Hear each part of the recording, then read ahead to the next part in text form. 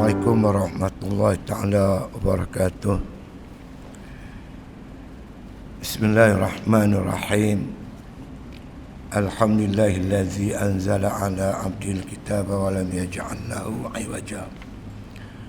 Nusalli wa nusallimu ala zannabil karim Sayyidina Muhammadin wa ala alihi wa sahbihi ajma'in, amma ba'd. Mati pengurusi seluruh jawatan kuasa masjid, tuan-tuan imam, hadirin hadirat muslim-muslimat yang dirahmati Allah Ta'ala sekalian. Hari ini 27 Rejab. Bagian besar ulama menyebut bahawasanya 27 Rejab 13 tahun ke-13 kenabian Nabi kita Muhammad SAW berlaku satu peristiwa yang besar. Di antara mukjizat yang Allah anugerah kepada Nabi SAW, iaitu berlaku peristiwa Isra' dan juga Mi'raj. Isra' ni tuan-tuan sekalian, iaitu berjalan malam. Nabi diperjalankan oleh Allah Ta'ala pada satu malam daripada Masjidil Haram Makkatul Mukarramah ke Masjidil Aqsa Baitul Maqdis. Kemudian baginda diangkat naik ke langit daripada Baitul Maqdis sampai langit ketujuh, naik lagi Sidratul Muntaha, naik lagi Hadratul Qudsi. Di sanalah baginda diizinkan oleh Allah Ta'ala, dianugerahkan oleh Allah Ta'ala melihat wajah Allah Subhanahu Wa Ta'ala. Dan Allah menganugerahkan pada Nabi berbagai-bagai kelebihan juga kepada umat baginda sallallahu alaihi wasallam. Kemudian turun balik ke bumi Baitul Maqdis, kemudian pergi pula ke Masjidil Haram. Daripada lepas Isya dan sampai ke Mekah tu sebelum subuh. Itu dikatakan Isra' dan Mi'raj. Dan saya tak berhajatlah tuan-tuan nak cerita satu persatu. Kalau saya cerita pun benda yang sama juga kan. Nabi naik borak daripada Mekah pergi Baitul Maqdis, tengok macam-macam gitu begini kan, naik langit ketujuh, naik lagi turun. Kalau kita cerita apa benda yang sama. Cuma yang kita naknya ambil iktibar pengajaran daripada peristiwa tersebut. Jadi sebelum kita bercakap tentang Isra' Mi'raj ni, kita tengok apa yang berlaku sebelum peristiwa tersebut. Nabi berjuang tuan sekalian menegakkan Islam ini 13 tahun di Makkah, 10 tahun di Madinah. Jumlah tempoh perjuangan baginda itu 23 tahun. Di tengah-tengah penggal, separuh daripada penggal perjuangan itu, Allah angkat dia naik ke langit. Sebelum Allah angkat Nabi itu, Nabi mengalami satu suasana yang menyedihkan.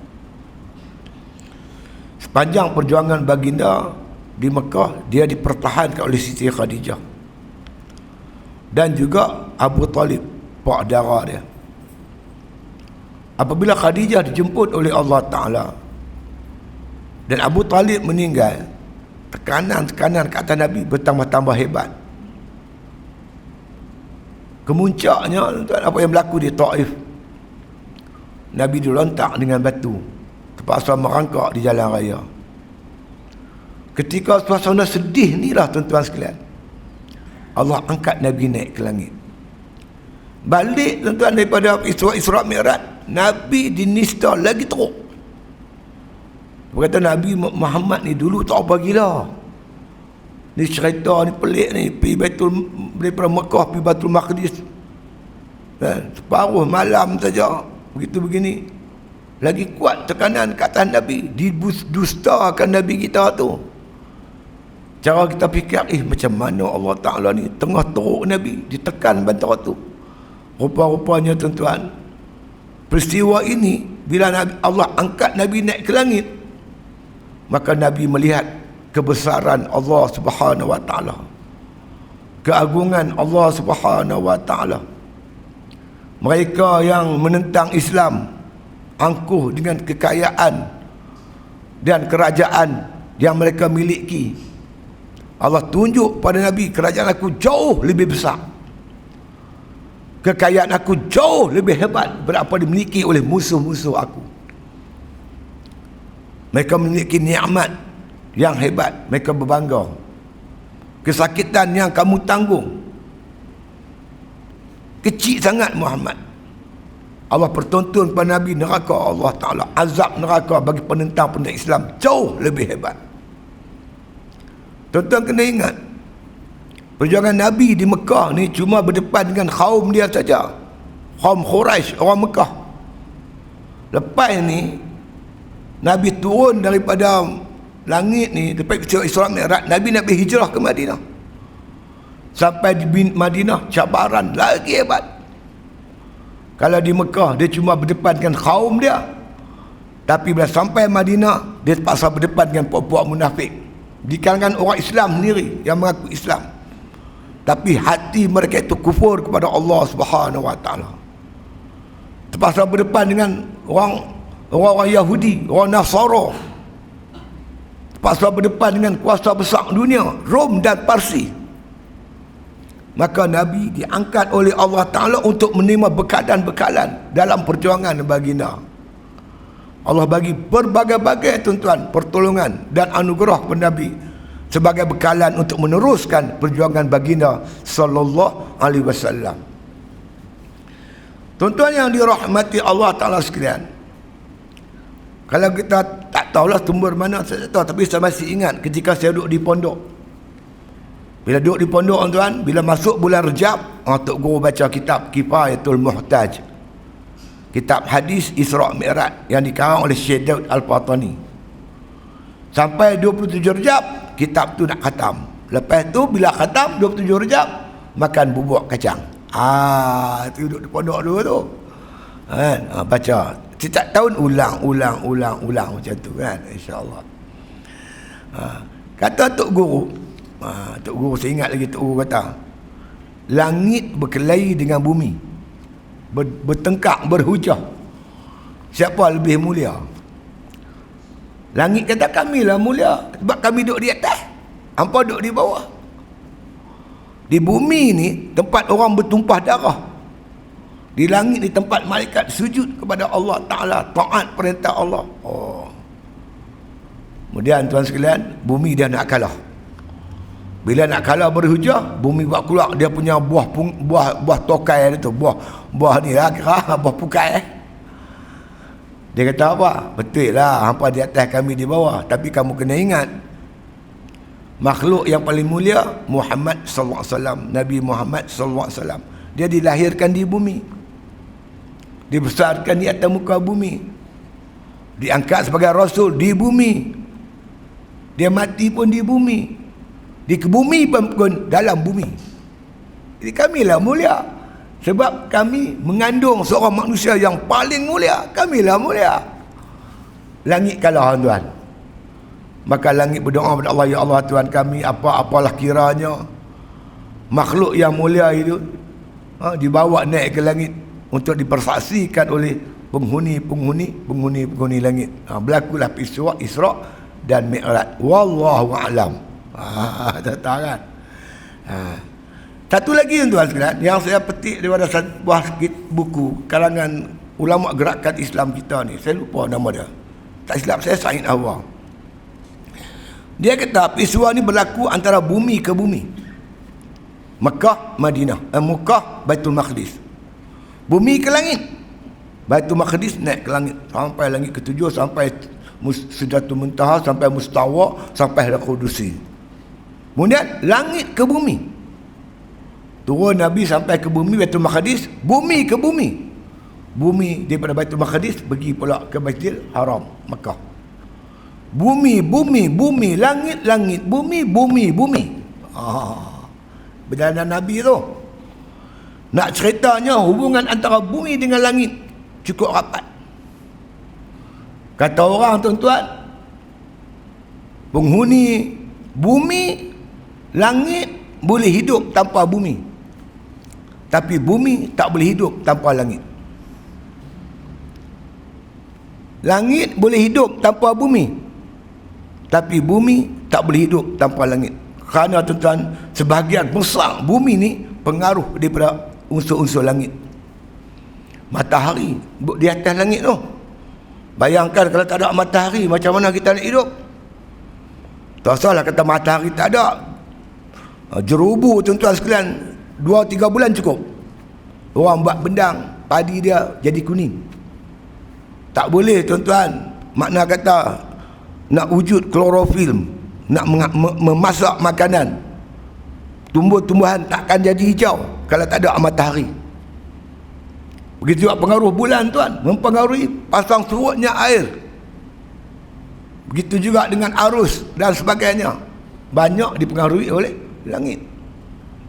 Jadi penduduk bumi perlukan sesuatu daripada langit. Tak ada langit, payah.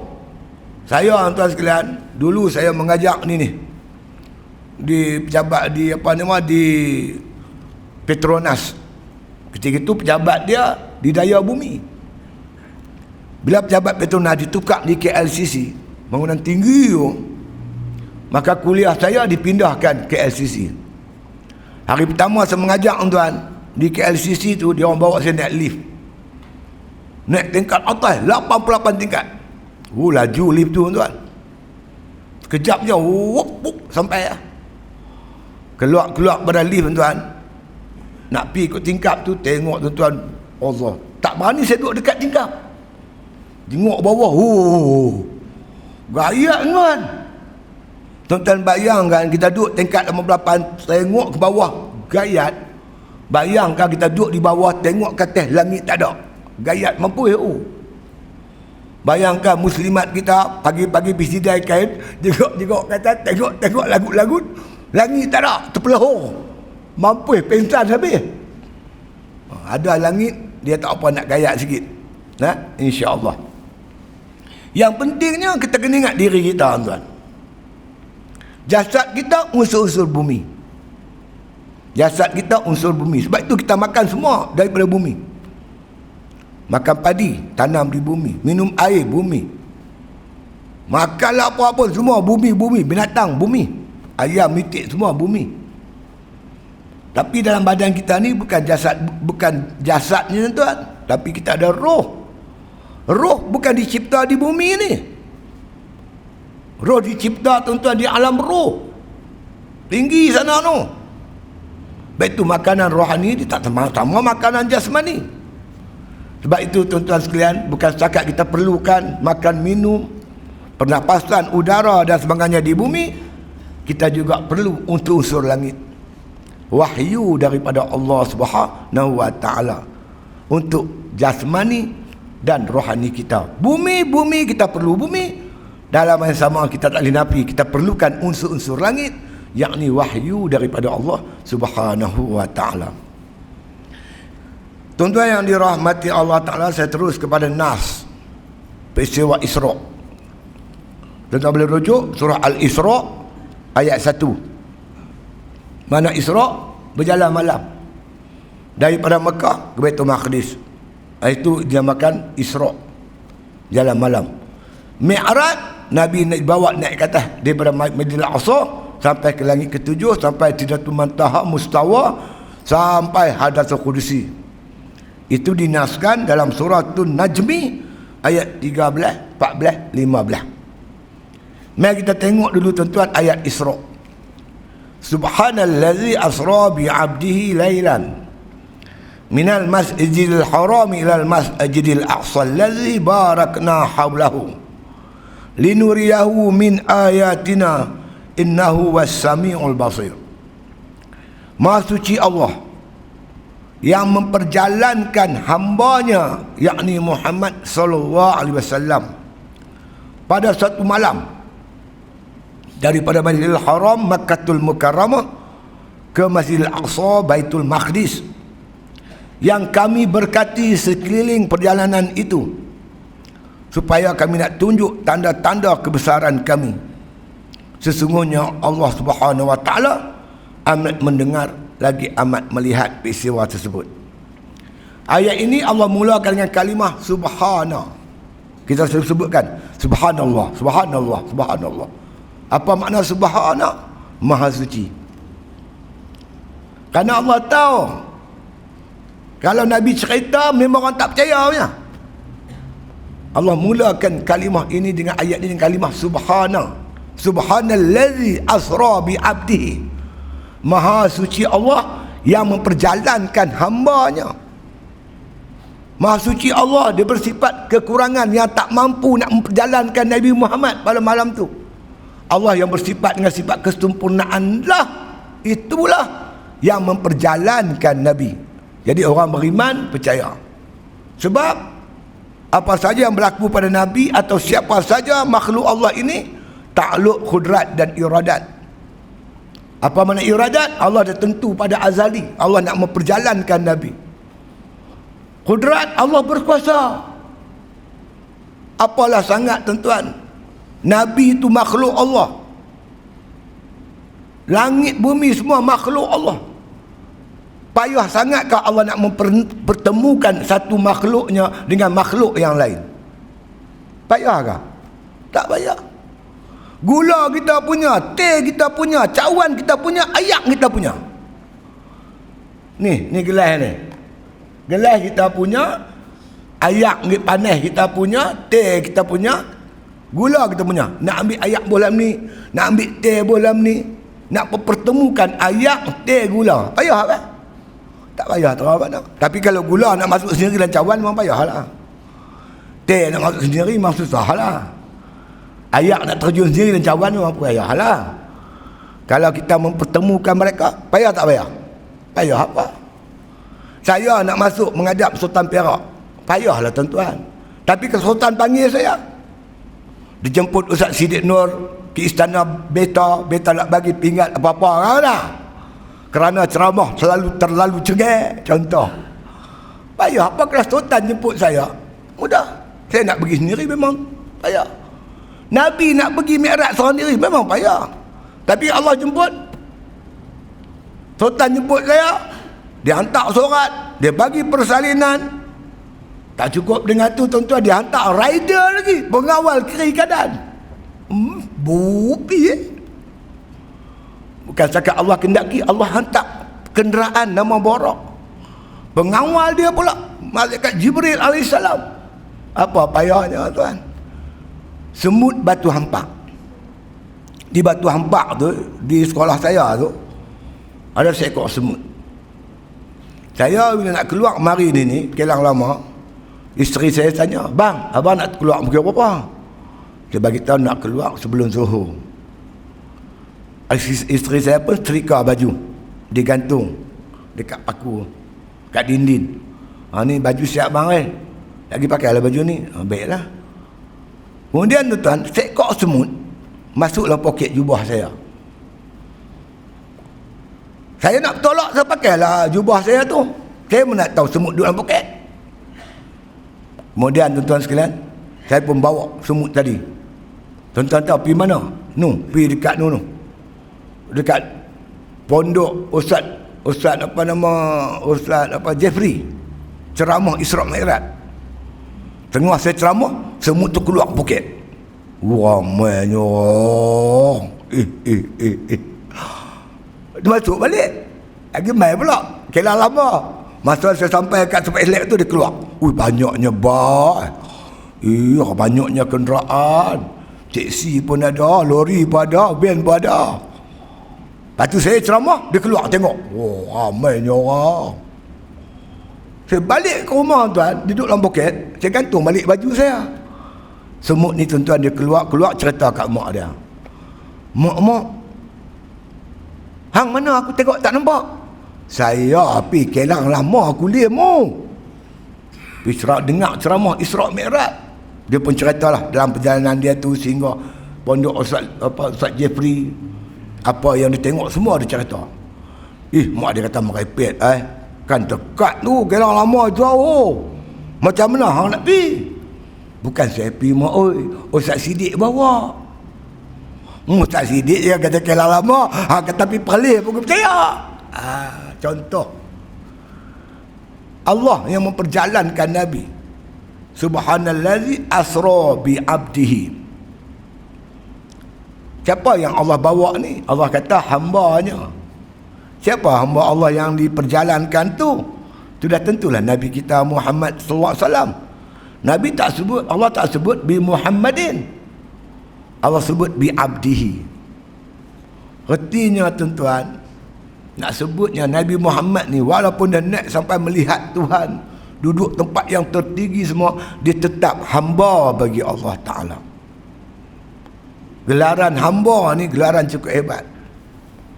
Hamba ni artinya dia beribadat kepada Allah, dia tunduk segala perintah Allah. Sebab tu masjid ni tuan-tuan, dia merupakan tempat yang paling mulia di muka bumi Allah Ta'ala, ialah masjid. Masjid ni apa? Tempat sujud.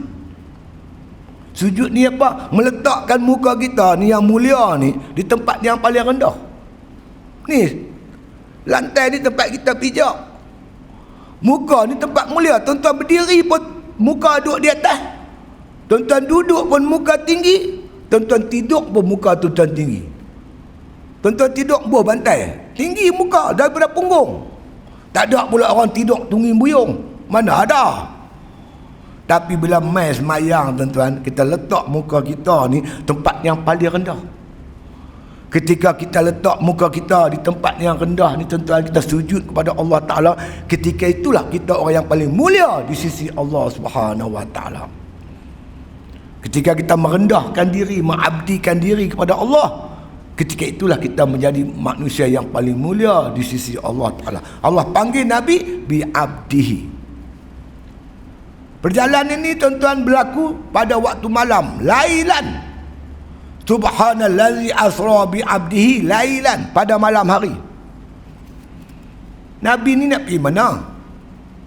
Nabi nak pergi tuan-tuan menghadap Allah Ta'ala, nak melihat Allah, dekatkan diri dengan Allah, bertemu dengan Allah. Allah kata, faman kana yarju liqa'a rabbih falyamal amalan salihan wala yusyrik biibadati rabbih ahada. Barang siapa yang ingin bertemu dengan Tuhan dia, bertemu dalam keadaan Tuhan redha kita, bagaimana caranya nak bertemu dengan Allah? Falyamal amalan salihan, kena mengerjakan amalan-amalan soleh. Dalam mengerjakan amal soleh tu, wala yusyrik bi ibadati rabbih ahada, jangan mempersekutukan Allah Ta'ala dengan segala sesuatu. Untuk mendekatkan diri dengan Allah, berjumpa dengan Allah dengan ibadat. Ibadat apa yang paling hebat sekali tuan-tuan? Ibadat tengah malam lah. Wa minal laili fatahajjad bihi nafilatan lak. Sebahagian daripada malam kamu kerjakan ibadat sunat padanya itu. Bangun malam, sembahyang tahajud. Allah Subhanahu Wa Ta'ala seronok suka tuan-tuan melihat hambanya yang berjalan malam, yang beribadat di waktu malam. Kalau tuan-tuan nak dekatkan diri dengan Allah, bertemu dengan Allah dalam keadaan Tuhan redha, Allah maj'al khaira ayyamina yauman nalqa wa anta radin anna. Ya Allah, ya Tuhanku, jadikanlah sebaik-baik hari aku bertemu dengan Engkau ya Allah, dalam keadaan Engkau redha kepada aku. Kita nak kita berjumpa Allah, Allah redha. Kata ulama, amalan yang paling hebat bangun di tengah malam. Ya ayyuhal muzammil qumil laila illa qalila. Ayat yang paling awal tuan-tuan, yang diturunkan oleh Allah selepas surah Iqra, surah Al-Mudassir, surah Al-Muzammil. Wahai orang yang berselimut, bangkit mengerjakan semayang di waktu malam.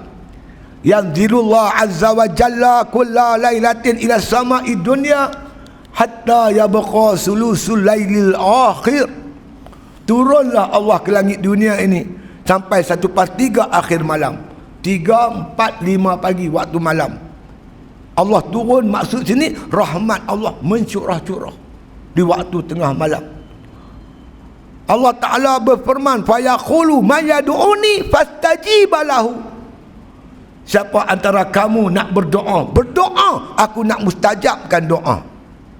Wa man yas'aluni fa'u'tiyahu. siapa antara kamu yang mau meminta, minta aku nak bagi.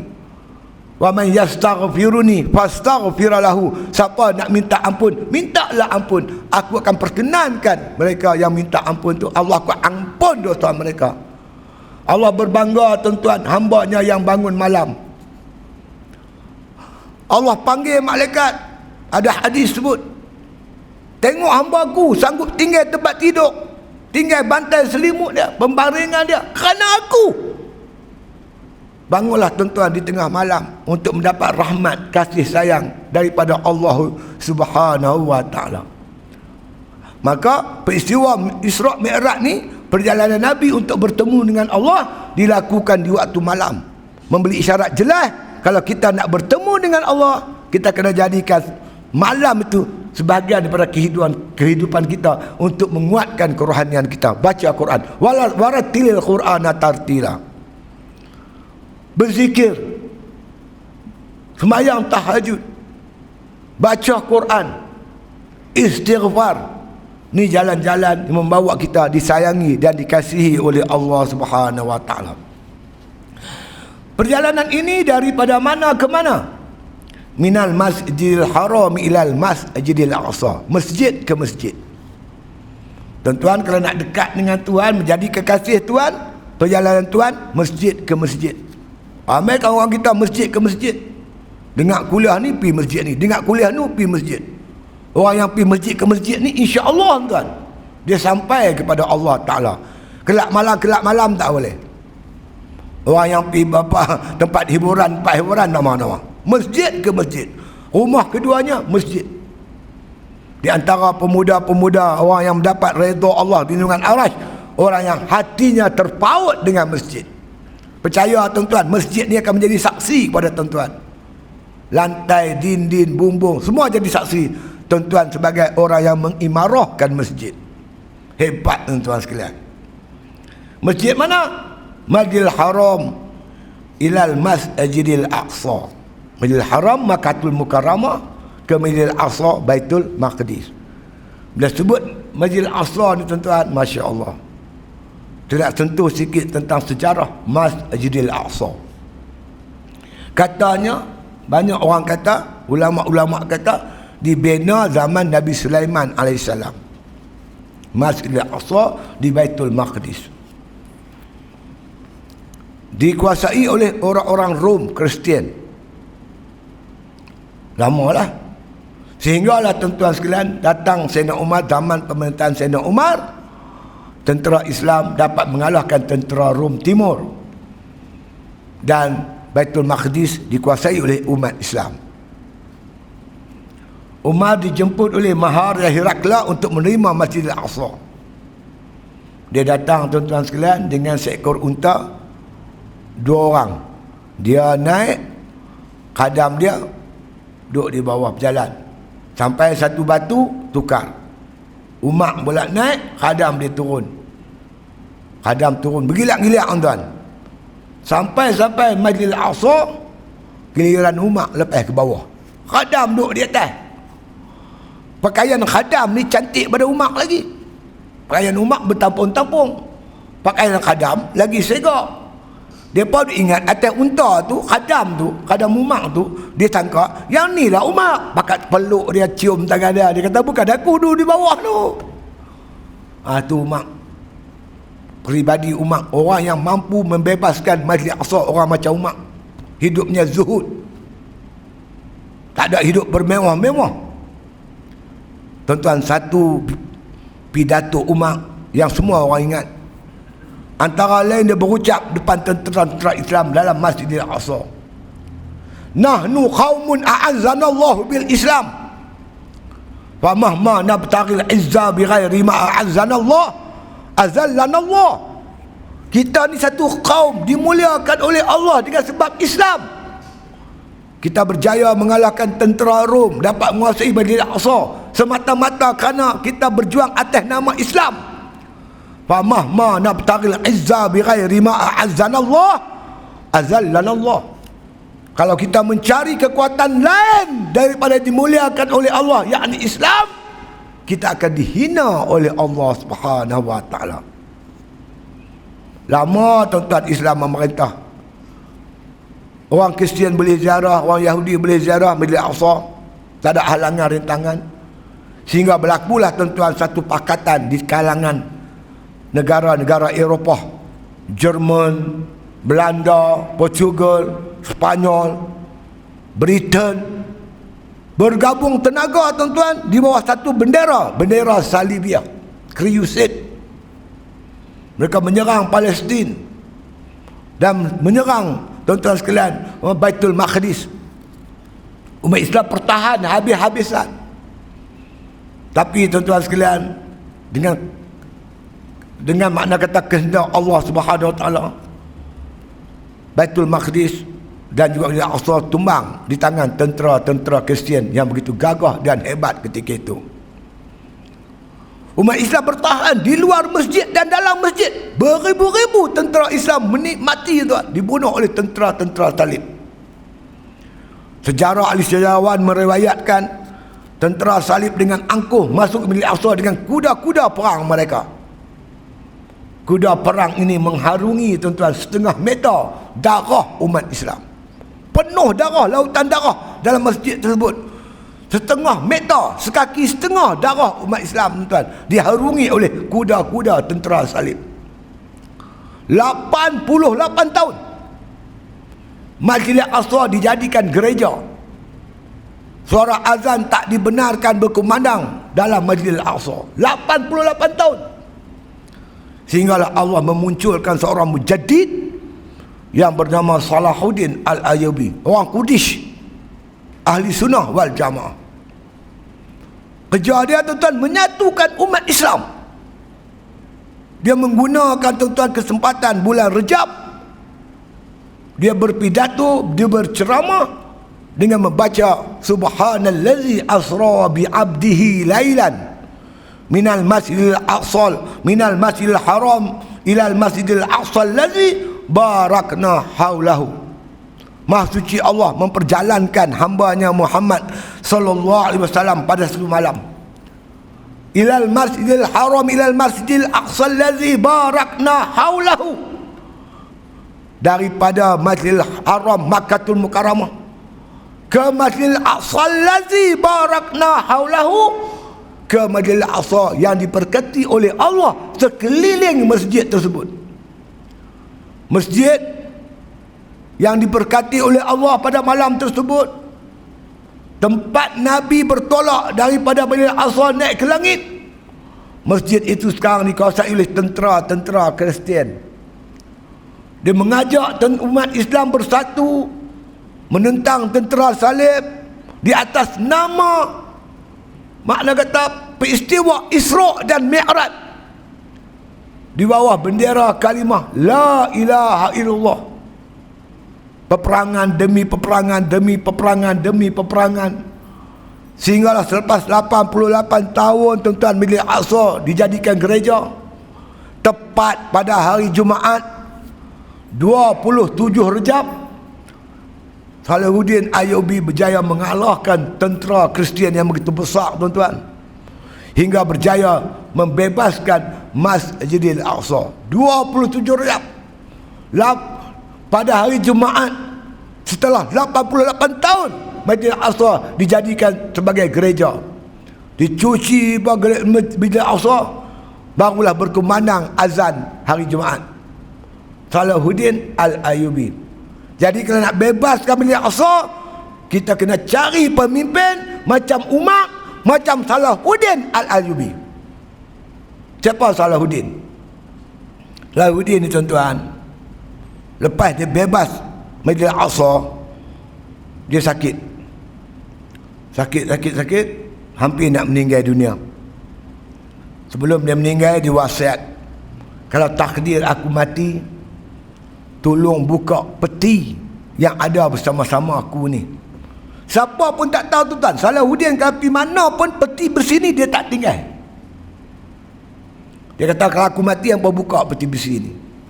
Siapa pun tak tahu apa ada dalam peti besi tu. Bila dia mati tuan, orang buka. Buka-buka dapat apa tuan? Sekepil surat wasiat. Dia cuma berwasiat 2 perkara ya. Pertama, tolong kapankan mayat aku dengan kain yang ada dalam peti besi ini. Kain ini kain ihram yang pernah aku pakai ketika mengerjakan haji ke Baitullahil Haram. Kain yang pernah dibasahi oleh air Zam-Zam. Yang kedua, dalam peti ini ada debu. Debu-debu tanah. Tolong jadikan debu ni sebagai bantai, masuk ke dalam karung buat bantai. Debu-debu ni debu-debu yang pernah melekat di tubuh badan aku ketika aku menentang tentera-tentera salib. Aku mau bersemadi dengan debu-debu ini dalam kubur, dia kata. Kemudian tuan-tuan sekalian, orang buat bantai dapat 12 biji bantai. Lepas perang tuan, selalu dia akan sapu badan dia ni. Dia akan ambil debu-debu ni, dia bubuh dalam peti. Dia raup, dia bumbuh dalam peti. Dapat 12 biji bantai. Tuan-tuan bayangkan berapa ratus kali tentera Salahuddin berperang menentang tentera salib.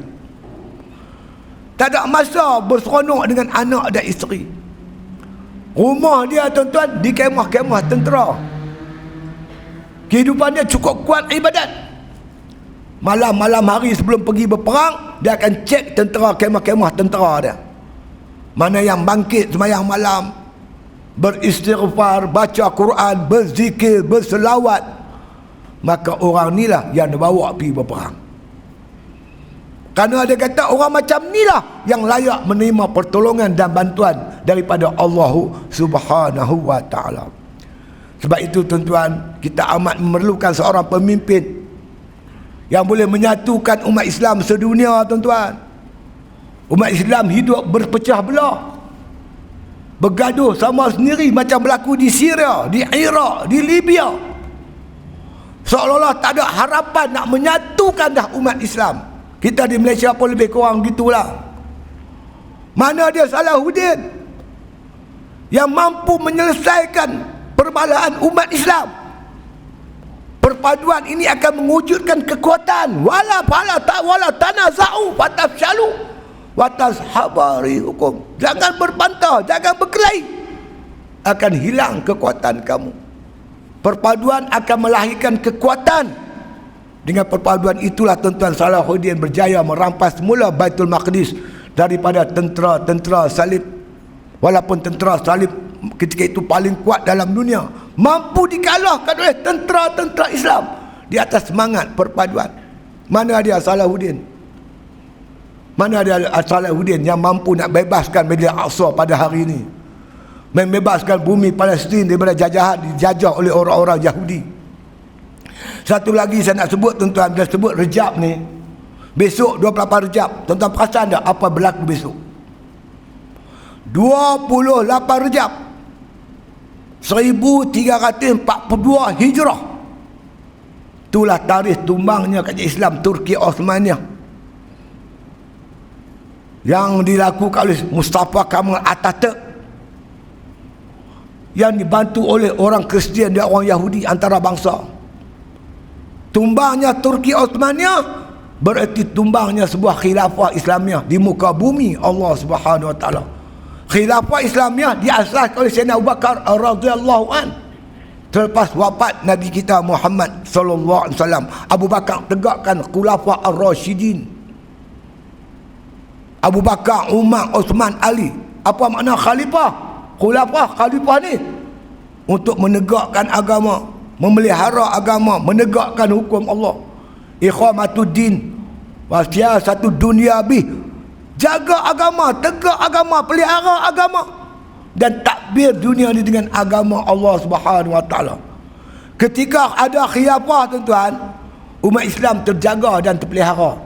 Bila tumbang saja Turki Osmaniyah, umat Islam ibarat ayam kehilangan ibu, berceridau. Ketika itu orang nak buat apa-apa boleh tuan-tuan kat atas umat Islam. Dah 100 tahun dah tuan-tuan. Besok tepat 100 tahun hilangnya khilafah Islamiah di atas muka bumi. Sepanjang 100 tahun tuan-tuan, orang boleh buat ikut suka ke orang Islam. Nak tembak, nak sepak, nak buat apa. Di Palestin, di Myanmar, di rata-rata lah, satu dunia lah. Baik itu tuan-tuan, Nabi berjanji setiap 100 tahun Allah akan hantar mujaddid yang akan mengangkat balik agama Allah Subhanahu Wa Taala. Kalau umur kita panjang tuan-tuan, dah genap 100 tahun khilafah hilang ni, insya-Allah kalau umur kita panjang, kita akan lihat siapakah mujahid itu yang akan mampu menyatukan umat Islam seluruh dunia, yang akan membentuk satu kekuatan yang akan merampas balik Masjidil Aqsa yang dijajah oleh Yahudi mana selama ni, insya-Allah. Jadi oleh itu tuan-tuan yang dirahmati Allah Subhanahu Wa Taala, kita jadikan satu keyakinan kita, keazaman kita, kesungguhan kita untuk membebaskan Masjidil Aqsa yang dicengkam oleh orang Yahudi yang ada pada hari ini.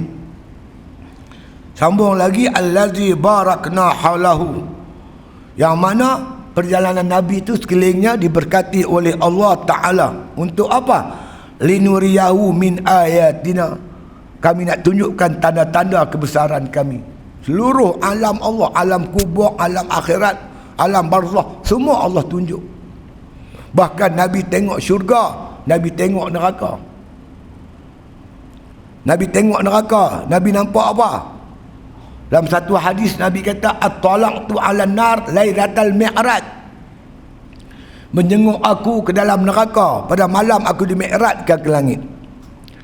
Fara'aitu, aku melihat aksar ahli hal fuqara, kebanyakan penghuni neraka tu orang fakir. Orang fakir yang ramai sekali masuk neraka.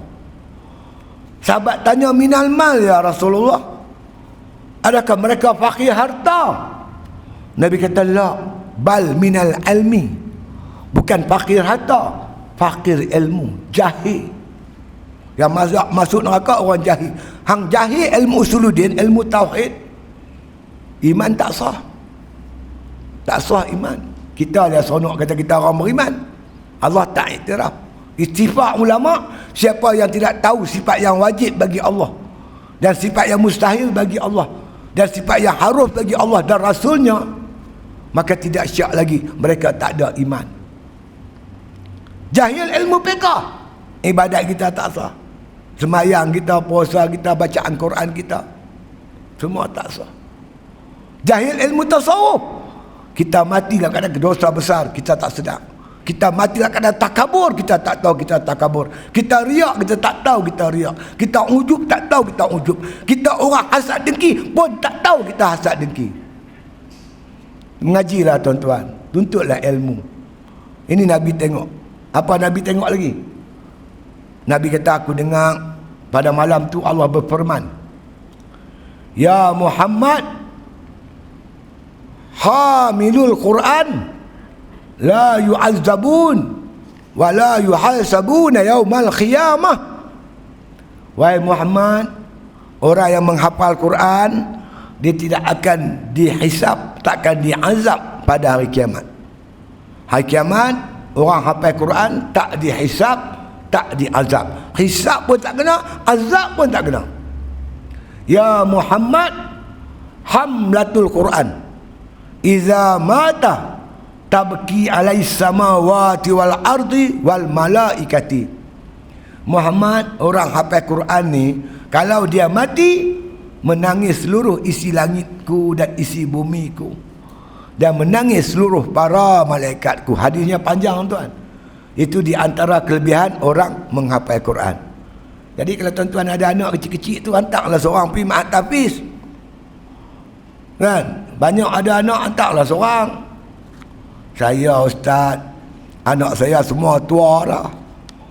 Yang sulung, yang bongsu pun umur 25 tahun dah. Nak hafal Quran macam mana? Lain tu 30, 40. Nak buat macam mana? Saya kata senang saja, kahwin satu lagi. Betul tuan. Saya dulu tuan-tuan, isteri pertama azam nak hafal Quran anak-anak ni. Tapi lah takdir Allah tak berjaya. Seorang pun tak berjaya hafal Quran. Lama saya fikir nak buat lagu mana. Saya kahwin satu lagi tuan. Saya kahwin dengan orang Sabah. Kahwin dengan orang Sabah tuan sekalian. Alhamdulillah dengan izin Allah. Anak saya yang sulung perempuan, habis dah khatam Quran 30 juzuk hafal.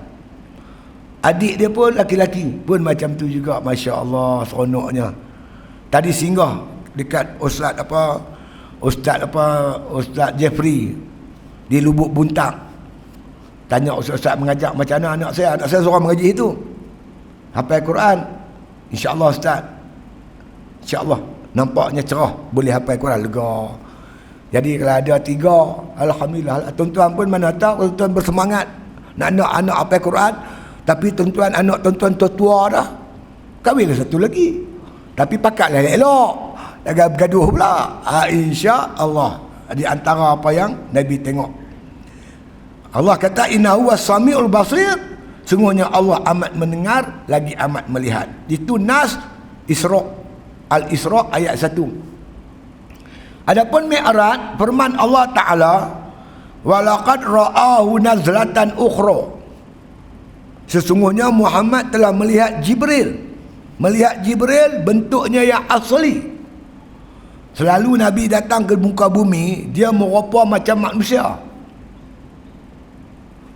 Tapi pada malam Mi'raj, Nabi melihat Jibril dalam bentuk rupanya yang asli.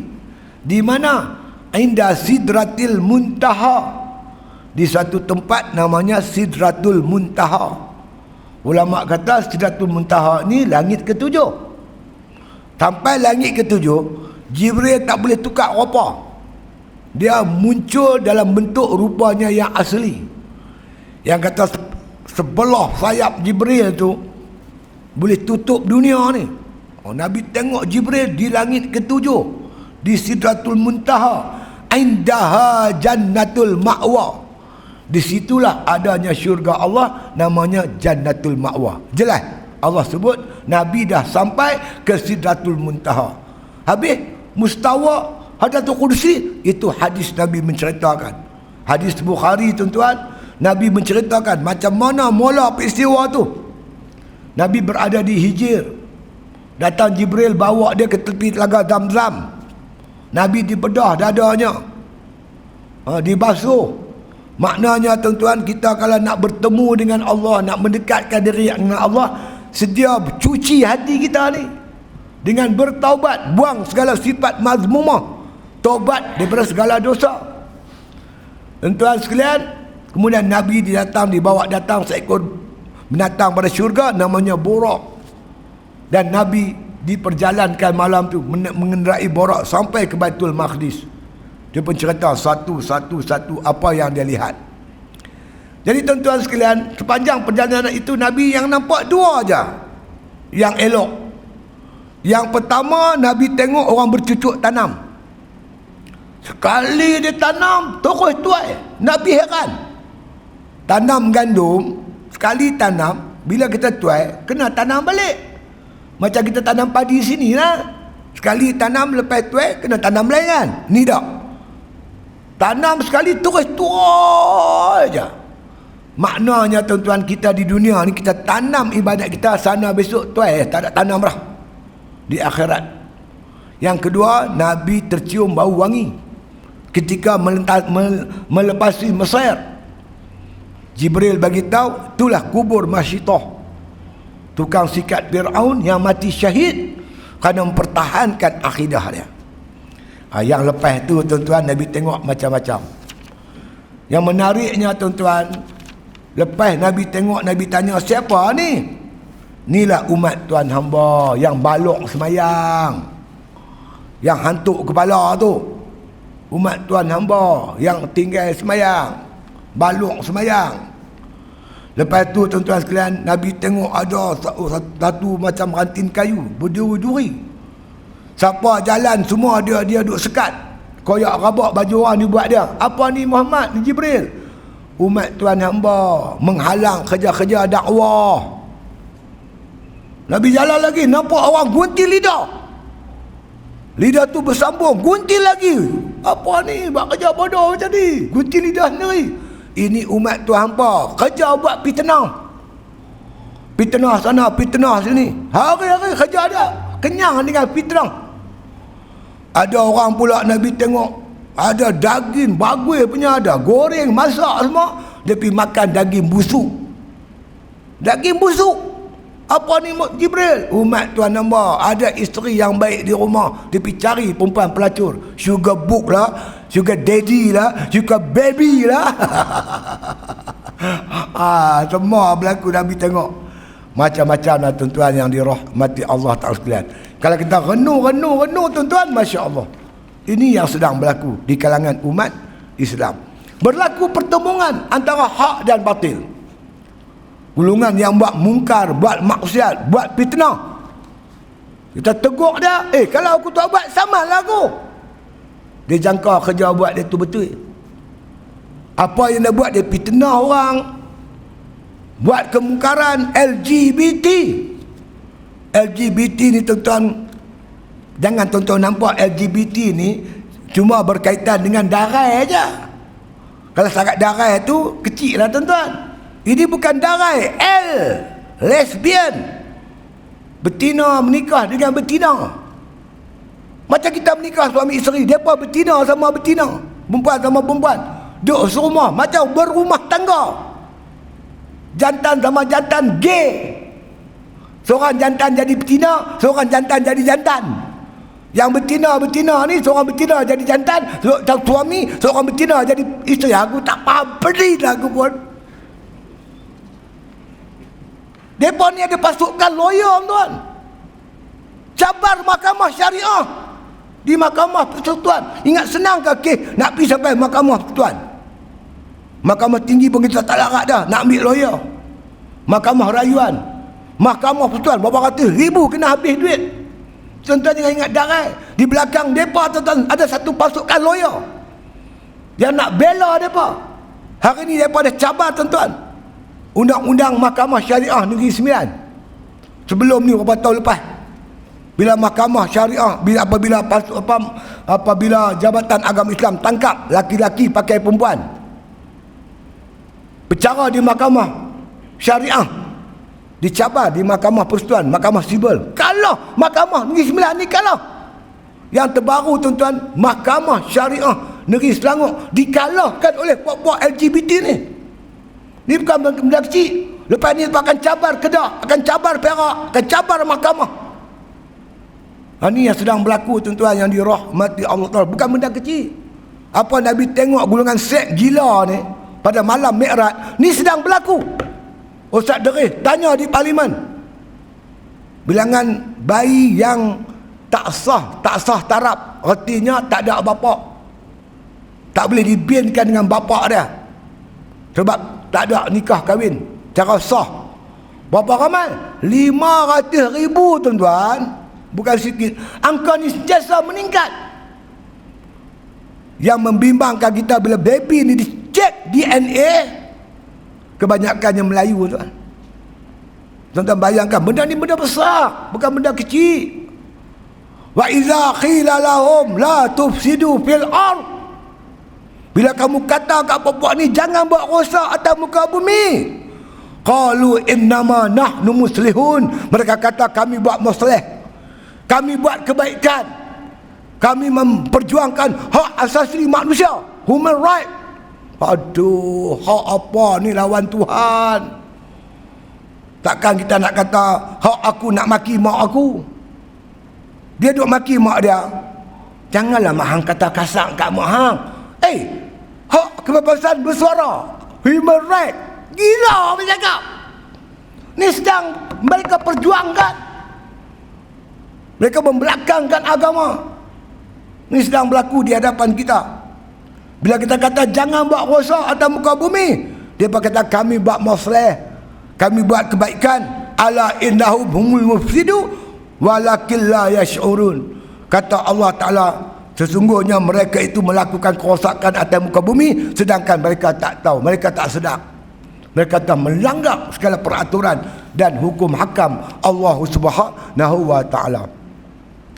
Habis kita nak buat apa tuan-tuan? Ni kita nak bagi apa ni, manajizah. Lama lagi. Tuan-tuan tahu apa jadi?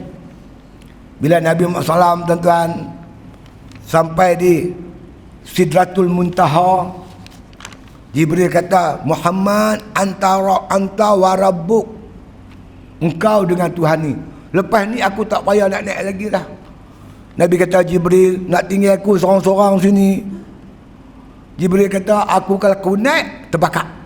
Tak boleh naik dah. Lebih pada Sidratul Muntaha, tak boleh naik dah. Nabi mengembaralah seorang diri, tuan-tuan. Dia melintasi mustawa. Mustawa ni Jibril pun tak sampai. Nabi lintas-lintas, Nabi nampak apa? Katanya di mustawa itulah makna Nabi mendengar kalam menulis di atas luh. Maka Nabi terlihat seorang laki-laki sedang beribadat, sedang semayang. Nabi heran, Jibril pun tak boleh sampai tempat ni. Macam mana laki-laki ni boleh sampai? Bila Nabi berjumpa kembali Jibril lepas turun daripada sana, dia tanya Jibril. Jibril kata, itulah laki-laki. Sepanjang hidup dia tak pernah derhaka pada mak bapak dia. Ketika dia hidup di dunia dulu, dia tak pernah derhaka pada mak bapak dia. Tentang rujuk surah Al-Isra, Allah ada berfirman, wa qada rabbuka alla ta'budu illa iyyahu wa bil walidaini ihsana. Kepada kedua ibu bapa kamu, kepada Allah Subhanahu taala, Allah tak suruh kamu melainkan suruh beribadat kepada Allah taala. Dan kepada kedua ibu bapa kamu hendaklah kamu melakukan ihsan, melakukan kebaikan. Wala taqul lahuma uffin. Jangan kamu berkata kepada mereka. Jadi orang yang taat ibu bapa, sayang mak bapak dia, Allah tajalli, Allah tunjuk kat Nabi. Makna kata kemuliaan yang Allah bagi berada, makna tuan-tuan, di makna kata berada, makna kata di tempat yang cukup tinggi, mustawa, atas pada Sidratul Muntaha. Saya nasihatkan diri saya tak ada dah, mak dah meninggal, pak dah meninggal.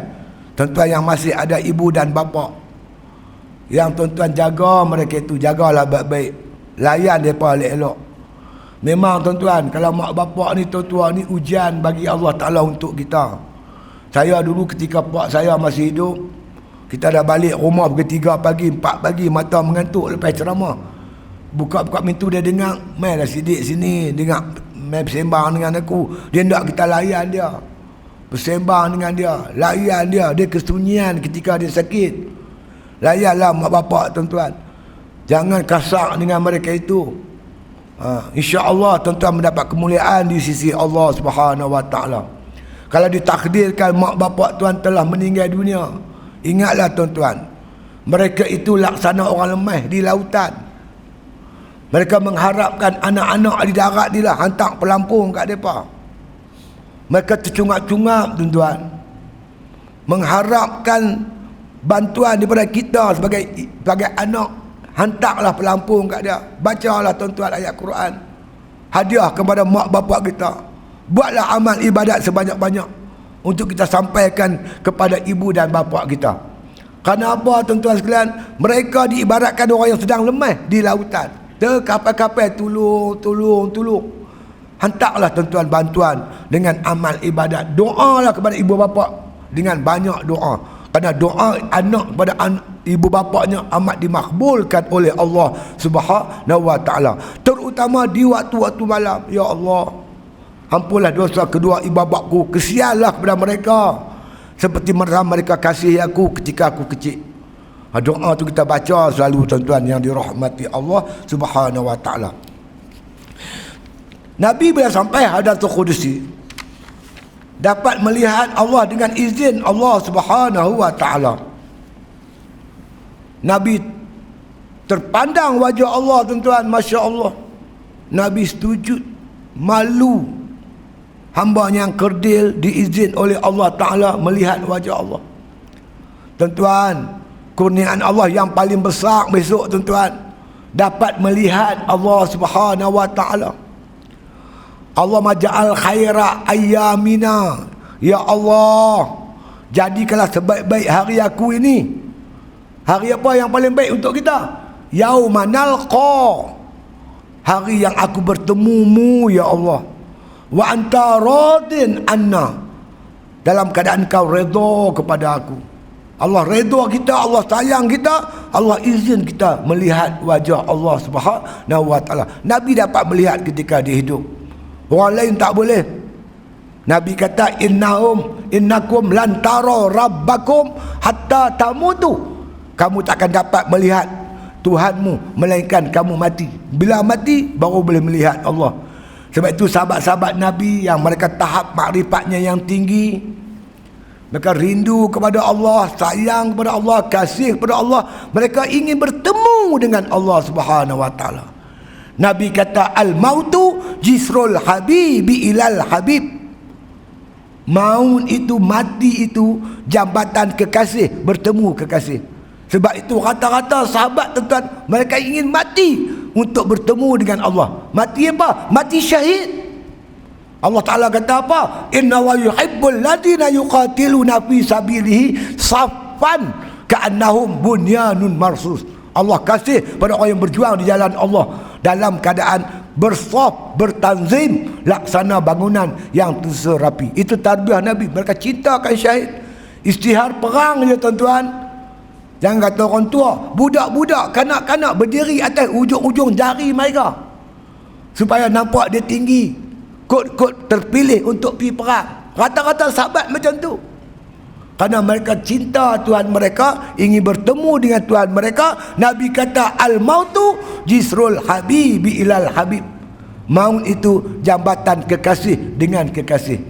Kalau tuan-tuan Allah izin melihat wajah Allah, nikmat syurga dah jadi kecil. Nikmat melihat wajah Allah tu nikmat yang cukup besar tuan-tuan sekalian. Nabi tersungkuk dan sujud. Allah berfirman, ya Muhammad, wahai Muhammad. Nabi kata labbaika ya Allah, aku datang ya Allah. Angkat kepalamu, minta apa nak minta. Hai, kalau kita lah tuan-tuan, Allah kata minta aku nak bagi, apa minta apa? Agak-agak Perdana Menteri yang dah 3 kali menjadi Perdana Menteri pun nak lagi. Oh, aku tak tahulah apa Nabi minta. Mari kita dengar apa Nabi minta. Ini tercatat dalam kitab hadis Isra' Mi'raj. Tentang buka kitab Kibatul Muhtad pun ada hadis ni. Apa Nabi kata? Ya Rabb, Haziz taqata Ibrahim khalila wa'taitahu mulkan azima. Ya Allah, kau jadikan Ibrahim kekasih kau, Khalil. Kau anugerah Ibrahim sebuah kerajaan yang besar. Wa kallamta Musa taklima. Kau berkata-kata dengan Nabi Musa. Ibrahim Allah bagi ni, Nabi Musa Allah bagi ni. Wa'taita Dauda mulkan azima wa antalahul hadid wa saqartalahul jibal. Kau jadikan Nabi Daud memiliki kerajaan yang besar. Kau lembutkan besi bagi Nabi Daud. Nabi Daud tuan-tuan, Allah anugerah kat dia boleh lembut besi. Besi itu dipicik dengan tangannya, boleh buat golok, parang, senjata. Nabi Daud di antara yang Allah bagi Nabi Daud, wasaqar talahul jibal, dipermudahkan bukit bukau gunung ganang.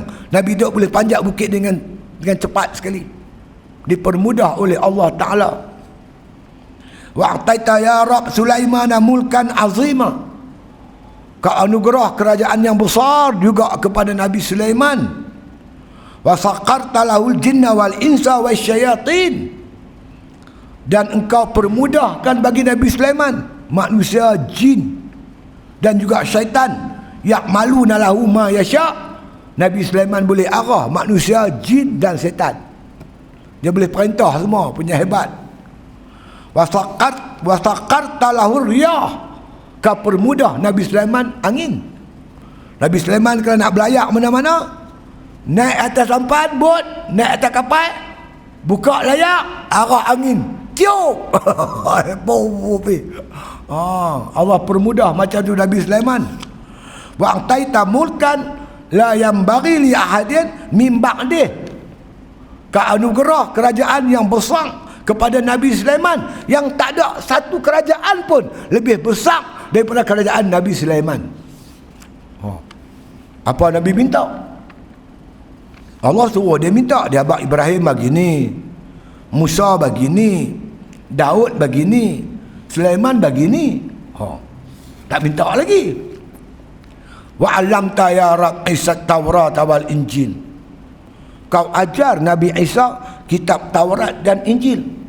Wa ja'altahu yabra'ul akmahul wal abrasu wa yuhyil mauta biiznik. Kau anugerah Nabi Isa boleh mengubat penyakit sopok, kanser, penyakit coronavirus tu. Kalau ada masa tu pun Nabi Isa boleh ubat. Bukan setakat tu, wa yuhyil mauta biiznik. Nabi Isa boleh hidupkan orang mati dengan izin Allah. Itu mukjizat yang Allah bagi pada Nabi Isa. Wa iztahu wa ummahu minasyaitanir rajim falam yakul lisyaitani alaihima sabila.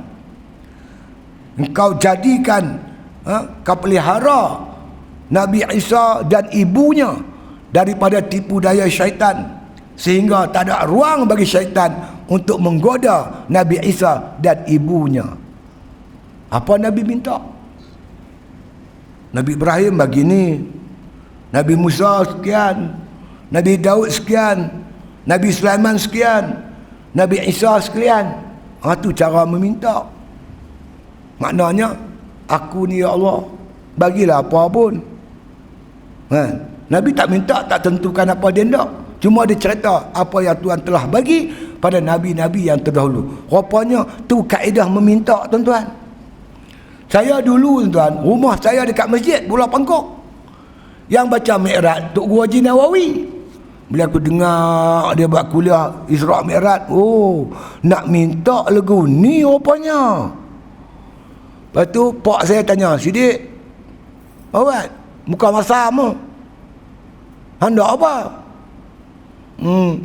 Pak bagi dekat Kak Boziah sampai RM10. Pak bagi dekat adik Pan RM15. Dekat adik Milah dengar cerita sampai RM20. Ambil lah kat hang 30. Betul tak? Kalau minta RM30 besar tapi tak minta 30. Habak lah. Kak Boziah macam ni, adik Milah lagu ni, adik Pan lagu ni, ambil lah kat hang 30. Betul tak? Kita kadang-kadang baca Mi'raj tiap-tiap tahun, nak minta pun tak kerti. Yang amat berhormat Menteri Besar mai ziarah masjid kita. Menteri apa tak tahu mai melawat masjid kita. Menteri tanya, Menteri Persekutuan tanya pada pengurusi masjid, nak apa? Tahu nak minta apa? Minta jamban. Baca Mi'raj minta jamban. Mai aku nak ajak hangpa cara minta. Bila menteri tanya nak apa? Dekat gereja yang berhormat bagi dengar cerita sampai 15 juta. Dekat tokoh Hindu tu 20 juta. Dekat sekolah Cina tu dengar cerita sampai 30 juta. Berapa nak bagi kita? Apa kan? Ambil lah kampung 40 juta. Ya. Betul lah cara minta. Ni bila menteri tanya nak apa? Nak jamban. Apa dah? Baca Mi'raj tiap tahun minta pun tak kerti. Ya. Ni cara minta lain kali. Kalau ada menteri mai apa babak tu. Jangan minta, cerita ya. Kat gereja bagi lagu ni. Kat tokoh Hindu bagi lagu ni. Kat sekolah Cina bagi lagu ni. Tak kata apa. Dia pun pikir. Takkan nak bagi korang kot. Ambil lah 40 juta. 40 juta buat masjid besar lagi. Ya. Baca Mi'raj tiap tahun tapi tak kerti nak minta. Ni Nabi tunjuk cara minta. Ya. Apa Allah bagi? Hebat-hebatlah tuan-tuan. Allah bagi kat Nabi.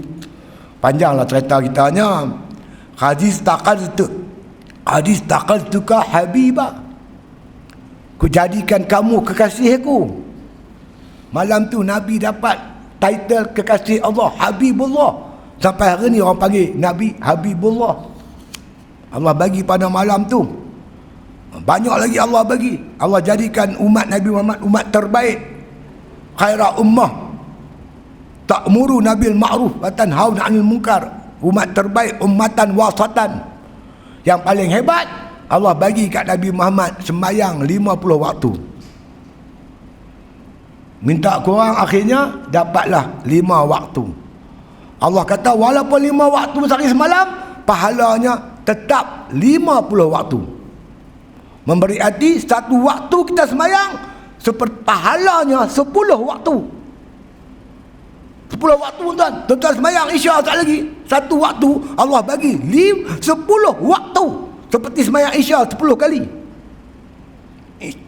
Maghrib ke Isya ke subuh, Allah gandakan 10 kali ganda.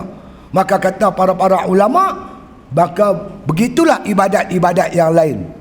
Paling kurang Allah gandakan 10 kali ganda. Tuan-tuan bagilah, buatlah apa pun kebajikan, Allah gandakan 10 kali ganda. Kerana malam tu dianugerahkan oleh Allah kepada Nabi Muhammad pahala yang berganda pada umatnya. Inilah anugerah di antara anugerah Allah Subhanahu Wa Taala kepada umat-umatnya yang dimuliakan oleh Allah Subhanahu Wa Taala. Masya-Allah. Jadi tuan-tuan yang dirahmati Allah Subhanahu Wa Taala, dan akhirnya tuan-tuan sekalian, kita berkaitan dengan peristiwa Isra' Mi'raj ni, kita dah faham sikit sebanyaknya cerita-cerita dia. Cuma bulan Rejab ni, selain pada Isra' dan Mi'raj, Nabi tuan-tuan sekalian ada doa minta Allah berkati, Allahumma barik lana fi Rajab wa Sya'ban. Minta Allah Ta'ala berkati bulan Rejab dan bulan Sya'ban. Jadi tuan-tuan sekalian, kita Rejab dah nak habis dah, sehari 2 lagi ya. Yang tinggal Sya'ban. Marilah kita hidupkan sungguh-sungguh bulan Sya'ban sebagai persiapan untuk masuk Ramadan. Bangun malam, baca Quran, puasa-puasa sunat. Tuan-tuan puasa sunat bulan Sya'ban, mai bulan Ramadan, perut tuan-tuan dah bersedia untuk puasa. Lagi sikit tuan-tuan makan, lagi kurang tuan-tuan makan, tuan-tuan lagi kuat dapat kekuatan ibadat di bulan Ramadan. Mana tahu tuan-tuan, di tangan malaikat yang cabut nyawa ni, malakal maut ni, kemungkinan nama kita ada dalam senarai. Senarai 2021. Mungkin salah seorangnya Sidik Nur, mungkin, atau nama tuan-tuan. Kalau senarai tu dah ada kat malaikat, tahun ni tuan-tuan mati. Kalau tuan-tuan ni dia ambil nyawa tuan-tuan, maknanya Ramadan ni Ramadan yang terakhir lah untuk tuan-tuan. Kita cuba sedaya upaya untuk dapat menghidupkan malam Lailatul Qadar.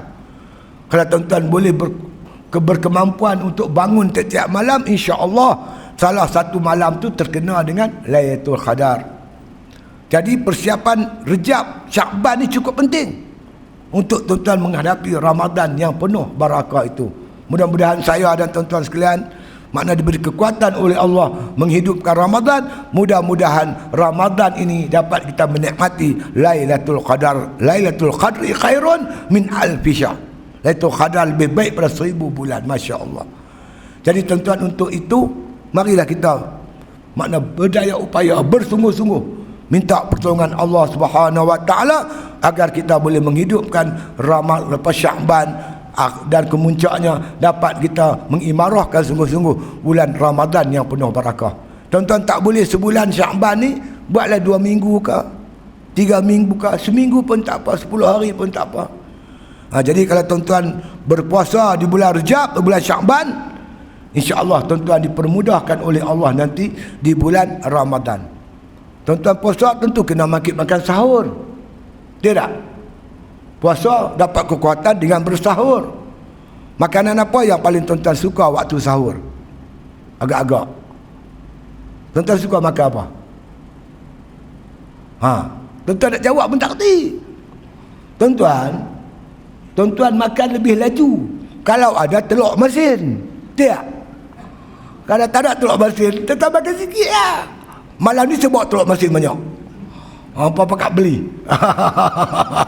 Untuk apa? Persiapan ni bulan Sya'ban ni. Kan? Untuk kita makna kata makan kita boleh lebih sikit, boleh ada kekuatan sikit untuk kita menghidupkan bulan-bulan Sya'ban, bulan Sya'ban ni yang insya-Allah akan beri kita kekuatan di bulan Ramadan yang akan datang. Di samping itu tuan-tuan, saya juga mengajak tuan-tuan dan diri saya bersedia untuk menghadapi pilihan raya yang akan berlaku mungkin sangat tak berapa lama lagi. Tuan-tuan bangkit tengah malam bulan Sya'ban, bulan Ramadan, doa banyak-banyak. supaya Allah Subhanahu Wa Taala menyatukan hati-hati umat Islam di Malaysia ni. Dengan perpaduan sungguh-sungguh kalangan umat Islam, maka DAP khususnya kafir penentang Islam ni tidak ada kekuatan langsung tuan-tuan untuk menguasai muka bumi Malaysia ni. Kalau kita berpecah saja, mereka akan masuk, mereka akan menang. Jadi kunci kemenangan tuan-tuan menyatukan umat Islam. Allah pun kata, wala tanaza'u fatafshalu wa tazhaba rihukum. Jangan berpecah belah, akan hilang kekuatan kamu, kata Allah Ta'ala. Waqtasimu bihablillahi jami'a. Berpegang teguhlah kamu dengan tali Allah. Allah suruh kita bersatu memegang tali Allah. Innamal mu'minuna ikhwatun fa aslihu baina akhawaikum. Sesungguhnya orang beriman ni bersaudara, satukanlah umat Islam yang berbantah-bantah, yang berkelahi. Orang berkelahi kita satukan. Jangan kita pecah belahkan umat Islam di atas muka bumi. Kita pecahkan dia, maka akhirnya kafir akan menguasai kita. Jadi tuan-tuan, doa banyak-banyak di bulan Ramadan, bulan Rejab, Syakban, Ramadan ni, mudah-mudahan Allah satukan hati-hati umat Islam. Orang Melayu kata bersatu teguh, bercerai roboh, insya-Allah. Maka perpaduan kunci kekuatan. Nabi berjaya menyatukan hati umat Islam. Dengan perpaduan itulah mereka berjaya menumbangkan dua kuasa besar, Rom dan Parsi. Kita pun kalau kita inginkan kekuatan, jalan kita ikut jalan ini bawa oleh Nabi SAW dengan menyatukan umat Islam. Jangan cari perpecahan. Unsur-unsur perpecahan jangan kita timbulkan dalam Facebook kita, dalam WhatsApp kita, dalam media maya. Cukup-cukuplah. Kerja kita jangan memporak-perandakan umat Islam. Kerja kita ialah menyatukan umat Islam di muka bumi Allah, kerana kita yakin dengan perpaduan ini kita mendapat kekuatan daripada Allah Subhanahu Wa Taala. Bismillahirrahmanirrahim. Alhamdulillahirabbil alamin. Wassalatu wassalamu ala asyrafil anbiya'i wal mursalin wa ala alihi wa sahbihi ajma'in. Allahumma innaka ta'lamu anna hadhil qulub qad ijtama'at ala mahabbatik wal taqat ala ta'atik wa tawahhadat ala da'watik wa ta'ahadat ala nasrati syariatik fawasiq illahumma rabitataha wa adimuddaha wahdiha subulaha wa amla'aha binurikal ladzi la yaqbu washrah suduraha bifaidil imani bik wa jamili tawakkuli alaik wa hiya bima'rifatik wa mita'al syahadati fi sabilik innaka ni'mal maula wa ni'man nasir. Allahumma arinal haqqa haqqan warzuqna ittiba'ah wa arinal batila batilan warzuqna ijtinabah. Da'wahum fiha subhanakallahumma wa tahiyyatuhum fiha salam wa akhiru da'wana anil hamdulillah bil alamin. Takbir, takbir, takbir. Walillahil hamd.